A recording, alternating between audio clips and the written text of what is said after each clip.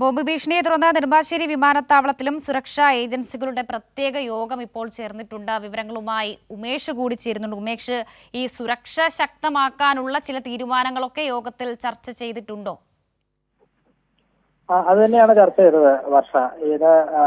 ഇന്ന് കേരള പോലീസിന്റെ ഫേസ്ബുക്ക് പേജിലാണ് ഇങ്ങനെ അവരുടെ FB മെസ്സഞ്ചറിലാണ് ഇത്തരത്തിലൊരു സന്ദേശം വന്നത്. തിരുവനന്തപുരം റെയിൽവേ സ്റ്റേഷനിലും ഒപ്പം നെടുമ്പാശ്ശേരി വിമാനത്താവളത്തിലും ബോംബ് വെച്ചിട്ടുണ്ട് എന്നുള്ളതായിരുന്നു ഭീഷണി സന്ദേശം. 36 മണിക്കൂറിനുള്ളിൽ ബോംബ് സ്ഫോടനം ഉണ്ടാകുമെന്ന തരത്തിൽ ഒരു ഭീഷണി സന്ദേശമാണ്. ഈ സാഹചര്യത്തിലാണ് നെടുമ്പാശ്ശേരി വിമാനത്താവളത്തിൽ പ്രത്യേക യോഗം ചേർന്നത്. CISF ഉൾപ്പെടെയുള്ള സുരക്ഷാ ഏജൻസികളുടെ പ്രത്യേക യോഗം ചേർന്ന് വിശദമായ പരിശോധന നടത്തി. അസ്വാഭാവികമായ ഒന്നും തന്നെ കണ്ടെത്താൻ കഴിഞ്ഞിട്ടില്ല എന്നുള്ളതാണ് വിമാനത്താവള അധികൃതർ അറിയിച്ചിട്ടുള്ളത്. പക്ഷേ ജാഗ്രത തുടരാനാണ് തീരുമാനിച്ചിരിക്കുന്നത്. ഒപ്പം ഈ കൂടുതൽ സുരക്ഷ ശക്തമാക്കാനും ഈ യോഗത്തിൽ തീരുമാനിച്ചിട്ടുണ്ട്. ആ നിലയിലുള്ള സുരക്ഷ ഉണ്ടാകും.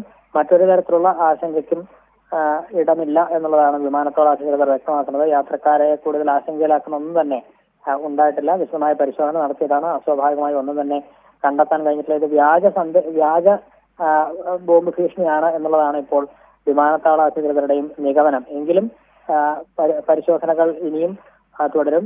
കൂടുതൽ സുരക്ഷ ശക്തമാക്കാനുമാണ് ഇപ്പോൾ തീരുമാനിച്ചിരിക്കുന്നത്. ശരി ഉമേഷാണ് വിവരങ്ങൾ നൽകിയത്.